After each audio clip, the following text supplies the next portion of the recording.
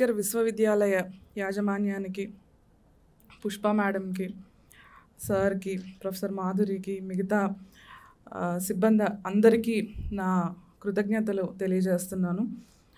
బహుశా 2 ఏళ్ల క్రితం ఇదే హాల్లో మాట్లాడగలిగే ఒక ప్రివిలేజ్ నాకు దక్కింది. మళ్ళీ ఇప్పుడు నేను రావడం సంతోషంగా ఉంది. అప్పుడు తెలుగు సాహిత్యంలో స్త్రీల పాత్ర మీద మాట్లాడాను. అప్పుడు కూడా ఇలాగే చివరికి జనాలు పలచబడిపోయిన తర్వాత నాకు వేదిక వచ్చింది. ఇప్పుడు కూడా అలాగే వచ్చింది. అది మీకో నాకో ఎవరికో అయితే ఉపయోగకరంగానే ఉంటుంది. ఇక్కడికి వచ్చే ముందు, ఈ సభకి బయలుదేరే ముందు ఒక ఫోన్ వచ్చింది. అది కూడా ఒక మంచి విషయమే. మెడ్రాస్ క్రిస్టియన్ కాలేజ్ వారు వారి తెలుగు శాఖలో డిగ్రీ వారికి నేను రాసిన మిళింద పుస్తకం నుంచి 10 కథలు వారు డిగ్రీ సిలబస్కి తీసుకుంటున్నట్టుగా వాళ్ళు చెప్పడం జరిగింది. ఇదంటే ఒక చిన్న ఇన్స్పిరేషన్ కోసం ఉమెన్ ఎంపవర్మెంట్ గురించి మాట్లాడుకుంటున్నాము, స్త్రీలు సాధించిన దాని గురించి మాట్లాడుకుంటున్నట్టుగా నేను ఈ విషయాన్ని మీతో మొట్టమొదటిగా పంచుకుంటున్నాను. నిజానికి మేము అంటే ప్రస్తుతం వేదిక మీద నేను మా మల్లీశ్వరక్క ఉన్నాము. ప్రజాస్వామిక రచయిత్రుల వేదిక సభ్యులుగా, ఈసీ మెంబర్స్గా మేము డిసెంబర్ 22వ తారీఖు నుంచి అంబేద్కర్ గారి తాత్వికత మీద ప్రతి ఆదివారం మేము ఆన్లైన్ సభలు నిర్వహిస్తున్నాము. అవి మే వరకు కొనసాగుతూ ఉంటాయి. ఆ సభల్లో మొత్తం ఆల్మోస్ట్ అంబేద్కర్ గారి philosophy A to Z cover చేయడానికి మేము ప్రయత్నిస్తూ ఉన్నాము. అందులో భాగంగా ప్రొఫెసర్ మాధురి తన ఉపన్యాసాన్ని ఇవ్వడం జరిగింది లాస్ట్ వీక్ కాక ఆ ముందు వీక్. చాలా అద్భుతమైన విషయాలు మేడం కూడా చెప్పారు. ఆ విషయాల్ని కూడా నేను ఉటంకించబోతున్నాను. అంబేద్కర్ గారి గురించి వారి వారసులుగా ఇందాక అక్క చెప్పినట్టు ఇక మీకు కొత్తగా ఆయన్ని ఇంట్రొడ్యూస్ చేయడానికి నేను తప్పించట్లేదు. కానీ ఆయన స్త్రీల కోసం, స్త్రీల అభ్యున్నతి కోసం ఎంత పోరాటం చేశారు, ఎంత ఆలోచించారనే విషయాలు మనం గుర్తు చేసుకొని నేను విరమిస్తాను. ఆయన మొట్టమొదటిగా నేను గమనించినంత వరకు ఆయన చేసిన ఉపకారాల్లో నేను గమనించినంత వరకు ఎప్పుడూ కూడా దళితుల గురించి ఆయన ఆలోచించిన, వాళ్ళ హక్కుల గురించి మాట్లాడినా కూడా, లేదా దళిత స్త్రీల గురించి మాట్లాడినా కూడా వాళ్ళ గురించి ప్రత్యేకంగా వాళ్ళని అంటే జన సమూహాల్లోంచి విడదీసి వీళ్ళొక స్పెషల్ క్యారెక్టర్స్ అని ఆయన ఎప్పుడు మాట్లాడలేదు. ఆయన తాపత్రయం అంతా ప్రజలందరూ కలిసి ఉండాలి, ఒక ప్లాట్ఫామ్లో అప్పర్ కాస్ట్ నుంచి లోవర్ కాస్ట్ వరకు ఒక ప్లాట్ఫామ్లో ఉండడానికి ఆయన ప్రయత్నం చేసినట్టుగా నాకు ఆయన అర్థమయ్యారు. స్త్రీల విషయం కూడా ఆయన ఎప్పుడు అప్పర్ కాస్ట్ వాళ్ళకి ఇట్లా చేద్దాము, లేకపోతే బహుజన స్త్రీలని ఇట్లా చేద్దాము, దళిత స్త్రీలకి ఇంకొంచెం మనం చేద్దామని ఆయన ఎప్పుడు అనుకోలేదు.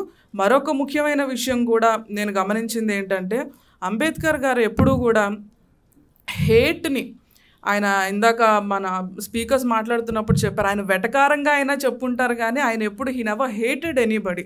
ఆయన బ్రాహ్మణిజంని మనం ఎదుర్కోవాలని చెప్పారు కానీ నేరుగా బ్రాహ్మిన్స్ని మనం ఎప్పుడూ హేట్ చేయకూడదు అని చెప్పి ఆయన నేరుగా చెప్పడం, ఒక హార్మనీని ఆయన బిల్డప్ చేయడం అనేది మనం ఇప్పుడున్న ఈ పొలిటికల్ సినారియోలో మనం ఖచ్చితంగా గుర్తు చేసుకోవాలని కూడా నేను కోరుకుంటున్నాను. దళిత స్త్రీల గురించి కూడా ఆయన ప్రత్యేకమైన సభలు పెట్టడం కంటే స్త్రీల గురించి సభలు పెట్టినప్పుడు అందులో ప్రత్యేకంగా వారితో మాట్లాడడం జరిగింది తప్పించి ప్రత్యేకంగా వీరిని నేను అంటే వారిని సపరేట్ చేసి మాట్లాడడం అనేది ఆయన ముందు నుంచి ప్రాక్టీస్ చేయడం కొంచెం తక్కువగా మనం చూస్తాము. ఆయన చాలా సహృదయంతో మీరు ఇతర స్త్రీలను చూసి వారి గ్రూమింగ్ చూసి నేర్చుకోమని ఆయన చెప్పడం కూడా జరిగింది. ఇతర స్త్రీలు ఎట్లా వాళ్ళ కట్టు పొట్టు ఎలా ఉంటాయి అంటే, నేను చెప్పేది 40s, 50s విషయాలు. అప్పుడు దళిత స్త్రీలు ఎలా ఉన్నారు, ఎంత శ్రద్ధ లేకుండా వారి ఆరోగ్యం పట్ల, వారి ఆహారం పట్ల, వారి పేదరికం వల్ల ఉన్న విషయాల్ని ఆయన వేలెత్తి గుర్తు చేశారు. అంటే వేలెత్తి అవమానించడం కాకుండా ఆయన గుర్తు చేశారు. మిగతా స్త్రీలు ఎలా ఉన్నారో చూడమని చెప్పారు. ఇంక్లూడింగ్ ఆయన హెయిర్ డ్రెస్సింగ్తో సహా ఆయన సజెస్ట్ చేయడం మనం చూస్తాము. అంతే తప్పించి అప్పటికే అప్పర్ కాస్ట్ ఉమెన్ చాలా వరకు వారి పేరు మీద వారికి ఆస్తులు ఉన్నాయి, స్త్రీ ధనాలు ఉన్నాయి, వారికి ఉండాల్సిన ప్రివిలేజెస్ అప్పటికే వారికి ఉన్నాయి. అంటే వాళ్ళ విత్ ఇన్ కమ్యూనిటీ వాళ్ళకున్న జెండర్ బయాస్ ఉన్నా కూడా జనరల్గా ఇతర స్త్రీలతో పోలిస్తే వాళ్ళకు ఉండాల్సిన ప్రివిలేజెస్ వాళ్ళకు ఉన్నా కూడా ఆయన వాటిని చూపించి వీళ్ళందరూ మనకి ఏలియన్స్ లాంటి వాళ్ళు, వాళ్ళని మనము శత్రువుల్లా చూడాలనే ఆ ధోరణిలో కాకుండా వాళ్ళని చూసి మనం నేర్చుకోవాలి, అభ్యున్నతి ఇలా ఉంటుంది, ఇట్లా మనం ఎదగాలన్న విషయాల్ని ఆయన చెప్పడం జరిగింది. అలాగే దళిత స్త్రీల గురించి ఆయన ప్రత్యేకంగా మాట్లాడినప్పుడు డబుల్ మార్జినలైజేషన్ గురించి ఆయన చెప్పడం జరిగింది. అంటే మార్జిన్స్ అంటే మనకు తెలుసు, అంటే అంచుకి నెట్టవేయబడిన మార్జినలైజేషన్. డబుల్ మార్జినలైజేషన్ అంటే జెండర్ పరంగా, కులం పరంగా దళిత స్త్రీలు రెండు విధాలుగా ఎట్లా అవమానింపబడతారు అన్న విషయాల మీద ఆయన చాలా పెద్ద ఎత్తున చర్చ చేశారు. పెద్ద ఎత్తున చర్చ అంటే ఆ రోజుల్లోనే కొన్ని వేల మంది స్త్రీలని ఆయన ఒక చోట సమీకరించి ఆయన స్త్రీలతో మాట్లాడడం జరిగింది. ఆ క్రమంలో ఏ స్త్రీలైతే ఆయన ఉపన్యాసాలు విని యాక్టివిస్టులుగా చదువుకున్న వారిగా మారి వచ్చారో కూడా మనం ముందు తెలుసుకుందాము. అయితే ఈ డబుల్ మార్జినలైజేషన్ గురించి చదువుతున్నప్పుడు ఇప్పుడిప్పుడు మేము చదువుకుంటున్న దళిత స్త్రీలుగా నేను అనుకున్నది, మాకు ఇప్పుడు ప్రస్తుతం ఈ కాలంలో ఉన్న మాకు ట్రిపుల్ మార్జినలైజేషన్ కూడా మేము చూస్తున్నాము అనిపించింది. ట్రిపుల్ మార్జినలైజేషన్ మేము చూస్తున్నట్టు కూడా మాకు అనిపిస్తూ ఉంది. ఎందుకంటే జెండర్గా మేము పోరాడుతున్నాము, కులపరంగా పోరాడుతున్నాము.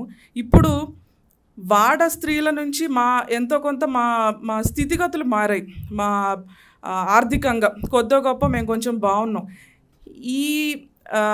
ఈ స్టేటస్ అంటే ఈ ఎకనామికల్ స్టేటస్ విషయంలో కూడా మేము ఇప్పుడు ఈ మార్జినలైజేషన్ని మేము చూస్తున్నాం. అంటే మేము అందరం కలిసి ఏదో మా ఫ్రెండ్స్ అందరం ఉంటాము, ఒక ట్రిప్కి వెళ్తాము. నా కమ్మ ఫ్రెండ్కో నా బ్రాహ్మణ్ ఫ్రెండ్కో ఉన్నంత ఆర్థిక పరిస్థితి నాకు ఉంది. వాళ్ళ నాన్న ఆమెకి 10,000 ఇస్తే మా నాన్న నాకు 20,000 ఇచ్చి ఉంటారు. కానీ అక్కడ కూడా మళ్ళీ నేను ఆ మార్జినలైజేషన్కి నేను గురవుతూనే ఉంటుంటాను. ఆమె దగ్గర ఉన్న వస్తువుల కంటే నా దగ్గర ఉన్న వస్తువులు ఇంకా విలువైనవి కావచ్చు, లేకపోతే మంచివి కావచ్చు, ఆమె కట్టుకున్న బట్టల కంటే నా బట్టలు ఇంకొంచెం కాస్ట్లీ అయి ఉండొచ్చు. కానీ స్టిల్ మాకు ఆ మార్జినలైజేషన్ అనేది ఈ మోడర్న్ డేస్లో కూడా మేము ఇంకా చూస్తూనే ఉన్నాము. లేకపోతే అంటే నా పర్సనల్గా చెప్పాలంటే కూడా నేను చిన్నప్పటి నుంచి ఒక దళిత క్రైస్తవ కుటుంబంలో పుట్టినా కూడా అమ్మ నాన్న ఇద్దరు చదువుకున్న వాళ్ళు, ప్రొఫెసర్స్గా వాళ్ళకున్న అభిరుచుల బట్టి నాకు శాస్త్రీయ సంగీతం నేర్పించారు చిన్నప్పుడు. దళిత స్త్రీలు అప్పట్లో, ఇప్పుడు కూడా చాలామంది ఆ పేదరికం వల్ల, తిండి లేని దైన్యం వల్ల ప్రాస్టిట్యూషన్ చేస్తూ ఉంటారు, సెక్స్ వర్కింగ్ చేస్తూ ఉంటారు. మీరు ప్రాణం పోయినా పర్వాలేదు కానీ మీరు ఆ సెక్స్ వర్కింగ్ దగ్గరికి వెళ్ళొద్దని ఆయన చెప్పారు. పురుషులకు కూడా చెప్పారు చాలా విషయాలు. మీరు ప్రాణాలు పోయినా, మీకు తిండి లేకపోయినా పర్వాలేదు కానీ మీకు ఆత్మాభిమానం మీకు ఉండాలి, ఆత్మగౌరవం మీకు ఉండాలని చెప్పి అంబేద్కర్ చాలా గట్టిగా చెప్పారు. మోస్ట్లీ తెలిసే ఉండుండొచ్చు. దళిత స్త్రీలలో 4 లక్షల మందికి ఒకే ఒక్క ఆడపిల్ల యూనివర్సిటీ మొహం చూస్తుంది. దళిత స్త్రీలు అప్పర్ కాస్ట్ ఉమెన్ కంటే 15 సంవత్సరాలు తక్కువ లైఫ్ స్పాన్లో ఉంటారు. వీళ్ళు చాలా యంగ్ ఏజ్లో చచ్చిపోతుంటారు. చాలా సమస్యలు, ఆరోగ్య సమస్యలు, డిప్రెషను, కుటుంబంలో ఇంకేదో సమస్యలు, రకరకాల సమస్యలతోటి వీళ్ళ లైఫ్ స్పాన్ 15 సంవత్సరాల కంటే అప్పర్ కాస్ట్ ఉమెన్తో పోల్చినప్పుడు వాళ్ళకంటే చాలా తక్కువగా వీళ్ళకి లైఫ్ స్పాన్ ఉంటుంది. ఈ విషయాలు మాట్లాడుతున్నప్పుడు కూడా ఆర్టికల్స్ రాసిన చాలామంది అంబేద్కర్ ఫాలోవర్స్ కానీ అంబేద్కరిస్టులు కానీ ఈ విషయాన్ని చాలా బాగా గుర్తుపెట్టుకున్నారు. ఏంటంటే అంబేద్కరిజంని ఎవరైతే బాగా ప్రాపగేట్ చేసి, ఎవరైతే బాగా ఆయన్ని ప్రమోట్ చేయాలో, ఆయన ఫిలాసఫీని ముందుకు తీసుకెళ్లాలో ఆ సమూహమే ఆయన్ని రకరకాల పేర్లతోటి మతంతోటో లేకపోతే ఇంకేదో లేదా హిందూ దళితులైనా క్రైస్తవ దళితులైనా సరే ఆయన్ని ఆ మతాలతోటి ముందుకు పెట్టేసి ఆయన వెనక్కి నెట్టడం అయితే అనే ఒక భారీ నష్టం అయితే చాలా ఘోరంగా మనకి భారతదేశంలో ఇప్పుడు జరుగుతుంది. కనీసం యువతైనా అంటే మతం వేరే, ఈయన ఫిలాసఫీ వేరే, వాళ్ళిద్దరినీ పక్కపక్కన ప్యారలల్గా చూడాల్సిన అవసరం ఎంతో ఉందని నేను ఇవాళ గుర్తు చేస్తూ ఉన్నాను. అలాగే ఆయన రాసిన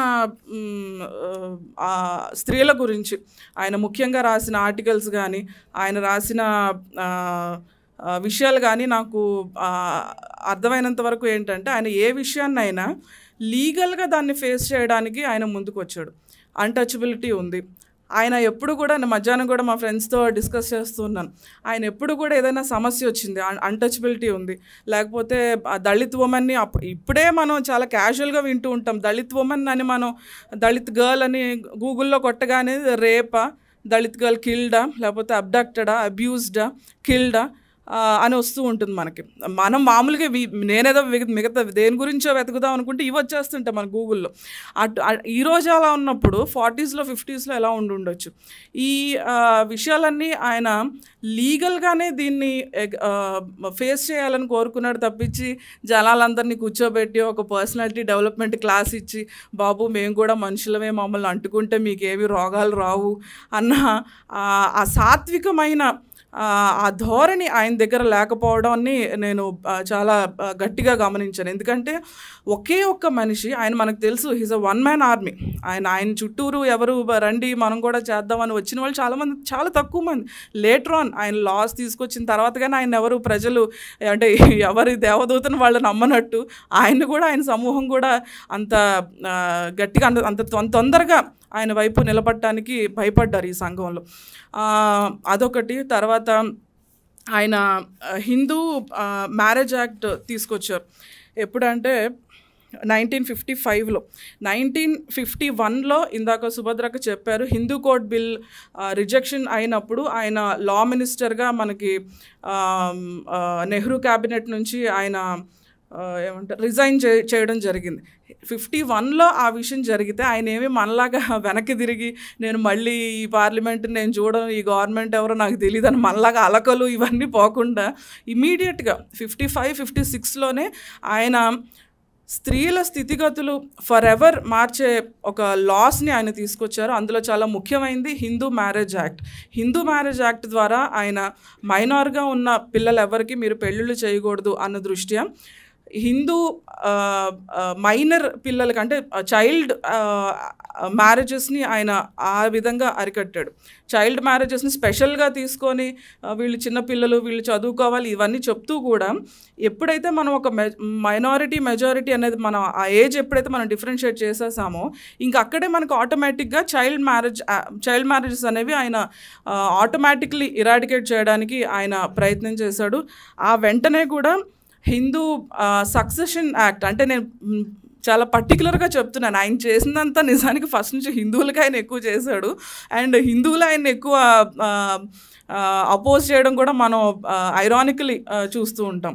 హిందూ సక్సెషన్ యాక్ట్లో కూడా స్త్రీలకి ఆడపిల్లలకి ఈక్వల్ ప్రాపర్టీ రైట్ ఉండాలి అని చెప్పి ఆయన ముందుకొచ్చి చెప్పారు. అంటే అప్పటికే అపకాస్ట్ కులాల్లో కానీ వాళ్ళ కమ్యూనిటీస్లో కానీ స్త్రీలకి వాళ్ళ ఆస్తులు ఉన్నా కూడా స్టిల్ ఎక్కడ ఏ ఆడపిల్ల కూడా అన్యాయానికి గురి కాకూడదు అన్న విషయం మీద ఆయన సక్సెషన్ యాక్ట్ తీసుకొచ్చారు. అలాగే హిందూ మైనారిటీ అండ్ గార్డియన్ యాక్ట్ని తీసుకొచ్చారు. ఇక్కడ గార్డియన్ యాక్ట్ అంటే మైనర్ బాలికలు ఎవరైనా సరే పేరెంట్లెస్గా ఉన్నప్పుడు వాళ్ళకి లీగల్గా గార్డియన్గా ఉండొచ్చు అన్న విషయాల మీద కూడా ఆయన వర్క్ చేయడం జరిగింది. అలాగే అడాప్షన్ యాక్ట్ చాలామందికి ఈ విషయం అంటే కొంచెం తక్కువ మందికి తెలిసి ఉండొచ్చు. అడాప్షన్ యాక్ట్ కూడా బాబా సాహెబే తీసుకొచ్చారు. ఈరోజు మనం ఇంత స్వేచ్ఛగా ఇంత చట్టబద్ధంగా మనం పిల్లల్ని అడాప్ట్ చేసుకొని మనం సంతోషంగా ఉంటున్నామంటే కారణం కూడా అంబేద్కర్ అనే ఇవాళ మనం గుర్తు చేసుకోవాలి. అది కూడా కూడా 1956లో జరిగింది. ఇవన్నీ 1956, 55లో ఈ 2 సంవత్సరాల్లో ఆయన కొన్ని జనరేషన్స్ జీవితాల్ని మార్చగలిగే యాక్ట్స్ని ఆయన తీసుకొచ్చారు. అలాగే 1976లో ఇది కూడా ఒక ఇంపార్టెంట్ అమెండ్మెంట్. ఇది మనం ఇందాక చెప్పుకున్న హిందూ మ్యారేజ్ యాక్ట్లో ఎవరైతే పిల్లలు ఇల్లీగల్గా పుడతారో, అంటే అవుట్ సైడ్ మ్యారేజ్ పుడతారో, వాళ్ళకు కూడా లీగల్ రైట్స్ ఉన్నాయి అని చెప్పిన యాక్ట్ ఇది 1976లోనే ఇది వచ్చింది. మనం ఇప్పుడు రీల్స్లో లాయర్స్, డాక్టర్స్ మనకు వద్దంటే మనకి నాలెడ్జ్ ఇస్తున్నారు. ఇప్పుడు మనం వింటున్నాం ఇవన్నీ కొత్తగా, కానీ ఆయన అప్పుడే ఇవన్నీ చేశారు. ఆ విషయాలు కూడా గుర్తు చేస్తూ ఉన్నాను. అలా నాకు మొన్న ఫేస్బుక్లో ఎవరో ఒక పోస్ట్ కూడా పెట్టారు, అంటే లాయర్స్ అనగానే ఆ విషయం గుర్తొచ్చింది. దళిత హిందువులు, దళిత క్రైస్తవులు బైబిళ్ళు పట్టుకొని, భగవద్గీతలు పట్టుకొని అవి బట్టి రోజు ప్రార్థనలు చేసి వాళ్ళు కూరుకుపోతున్న సమయంలో మరోపక్క ఎస్పెషల్లీ బ్రాహ్మిన్స్, ఆర్యవైశ్యులు ఇండియన్ కాన్స్టిట్యూషన్ చదువుకొని వాళ్ళు లాయర్స్గా, జడ్జిలుగా, న్యాయమూర్తులుగా కోట్ల నిండా వాళ్ళే ఉన్నారు అని చెప్పేసి సమ్ అంబేద్కరిస్ట్ అనుకుంటా పెట్టారు. అది నిజానికి చాలా క్యాజువల్ పోస్ట్గా కనిపించినా కూడా మనకి మన భారతదేశ వ్యవస్థ మనం అసలు ఏం చేస్తున్నాము, దళిత బహుజన యువత అసలు ఏం చేస్తున్నాము అన్నదానికి ఒక కనువిప్పులాగా నాకు ఆ పోస్ట్ కనిపించింది. అలాగే నేను ఆలోచిస్తున్నంత వరకు నేను ఈ దళిత విషయాలు, దళిత స్త్రీల విషయాలు మాట్లాడుతున్నప్పుడల్లా నేను ఎక్కువ అడ్రస్ చేయాలనుకునే విషయాలు దళితులందరూ ఒకటే, అంటే స్త్రీలందరూ ఒకటే. అప్పకాస్ట్ స్త్రీ అయినా, బహుజన స్త్రీ అయినా, దళిత స్త్రీ అయినా, ముస్లిం స్త్రీ అయినా అందరం ఒకటే. ప్రతి ఒక్కళ్ళం ఒకటే బాధలు పడుతున్నాం కాబట్టి మనం అందరం దళితులమే అని చెప్పే సవర్ణ ఫెమినిస్టులని మనం ఎప్పటి నుంచో మనం చూస్తూ ఉంటాం. అక్కడి నుంచి మా స్ట్రగుల్, మా వాయిసింగ్ అంతా ఆ స్టేట్మెంట్ నుంచి మొదలవుతుంది. అది ఎస్పెషలీ జూపాక సుభద్ర, గోగు శ్యామల గారు, మన చల్లపల్లి స్వరూప రాణి గారుల రాతల నుంచి మేము చదివి నేర్చుకున్నది, ఆలోచించడం అంటే ఏంటో నేర్చుకున్నది వాళ్ళ దగ్గర నుంచి, ఎస్పెషలీ ఈ వాక్యం దగ్గర నుంచి. అంబేద్కర్ చేసిన విషయాల్లో కూడా ఆయన స్త్రీని స్త్రీగానే చూశారు. అంటే అప్పటి పరిస్థితులు అవి. అంటే ఇప్పుడున్నంత ఫెమినిజం మనకు తెలుసు, వైట్ ఫెమినిజం ఉంది, బ్లాక్ ఫెమినిజం ఉంది, ఇండియన్ ఫెమినిజం ఉంది, సవర్ణ ఫెమినిజం అని. అంటే సవర్ణులు వాళ్ళని పిలుచుకోకపోయినా ఇతరులు పిలుస్తుంటారు. దళిత్ ఫెమినిజం అనేది ఉంటుంది. అలాగే ఇప్పుడు బహుజన ఫెమినిజం అనేది ఒకటి వచ్చింది. అలాగే ట్రైబల్ వాళ్ళు కూడా వచ్చి వాళ్ళ ఫెమినిజం, వాళ్ళ ఆదివాసీ విషయాలు వాళ్ళు మాట్లాడుతున్నారు. ఇన్ని ఫెమినిజంలు ఇప్పుడు వచ్చాయి, కానీ ఒకప్పుడు ఇవేవి మనకు తెలియనప్పుడు, స్త్రీని స్త్రీగానే చూసినప్పుడు అంబేద్కర్ కూడా అలాగే చూశాడు. అంటే లోపల దళిత స్త్రీలని ఆయన స్పెషల్గా మనం చూసినా కూడా ఈ విషయాలు మనం మాట్లాడుతున్నప్పుడు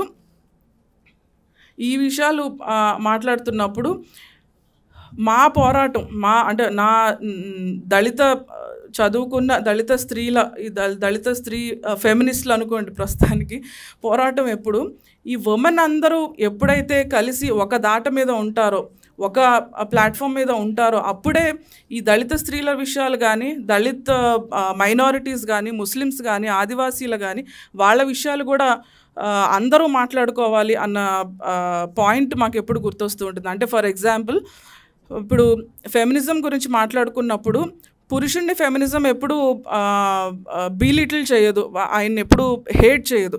కానీ పురుషులు కూడా ఒక భాగం, వాళ్ళతో మాట్లాడితేనే మొత్తం ఈ మేల్ డామినేషన్ అంటే ఏంటి, అసలు దాన్ని ఎట్లా ఎరాడికేట్ చేస్తామని మనం అందరం కలిసి మాట్లాడుకోవాలని మనం ఎప్పుడు ఫెమినిస్టులు ఎప్పుడు మాట్లాడుతుంటారు. అదేవిధంగా ఈరోజు ఈ సందర్భంగా నేను ఒక పిలుపునిస్తున్నాను.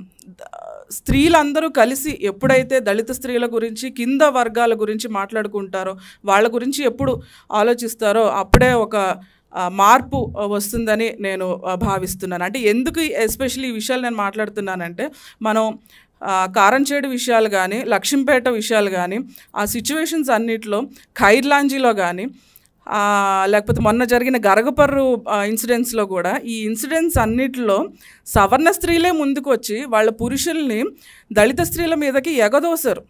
వీళ్ళని రేప్ చేయండి, తమ్ముడిని పంపించింది ఆ దళిత ఆడపిల్లని రేప్ చేయి, ఇవన్నీ ఖైర్లాంజీలు ఇవన్నీ జరుగుతున్నప్పుడు ఎక్కడ సవర్ణ ఫెమినిస్టులు ముందుకొచ్చి కవిత్వాలు రాశారు? ఎక్కడ సవర్ణ ఫెమినిస్టులు వచ్చి పెద్ద పెద్ద సభలు పెట్టి ఏది అంటే మరి నువ్వు దళితవే, నువ్వు మహిళవే, నేను మహిళనే, ఎప్పుడు ఇవన్నీ మాట్లాడారు? అంటే పెద్ద ఎత్తున, నేను చెప్పేది ఒక్క పత్రికలో ఒక కవిత రాశానంటే అట్లా కాదు, పెద్ద ఎత్తున ఎప్పుడు ఈ మార్పులు జరుగుతాయి అన్న విషయం మీద నేను ఇవాళ ఈ మీటింగ్కి పిలిచినప్పటి నుంచి నేను ఆలోచిస్తూ ఉన్నాను. చాలా వరకు అపకాస్ట్ ఉమెన్ కూడా డీకాస్టిఫై అవ్వడానికి వాళ్ళు ప్రయత్నం చేస్తున్నారు తెలుగులో. అంటే మన గడ్డ కాబట్టి నాకు ఈ విషయాలు తెలుసు కాబట్టి అవ్వడానికి ట్రై చేస్తున్నారు. దళిత స్త్రీలనే కాక గిరిజన స్త్రీలను కలుపుకోవడానికి కూడా ప్రయత్నిస్తూ ఉన్నారు. అంటే ఇదంతా నేను ఇంక్లూసివిటీ గురించి చెప్పడానికి ప్రయత్నం చేస్తూ ఉన్నాను. ఈ మాటలు కూడా చాలామంది కొరుకుడు పడవు, చాలా అన్బిలీవింగ్గా ఉంటాయి. మనకి ఎవ్రీడే మనం పేపర్ చూస్తే జరిగేవే ఇవన్నీ, మనం మాట్లాడుకునేవే.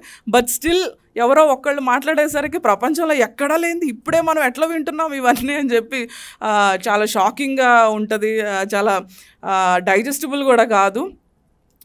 But still I want to address all of that.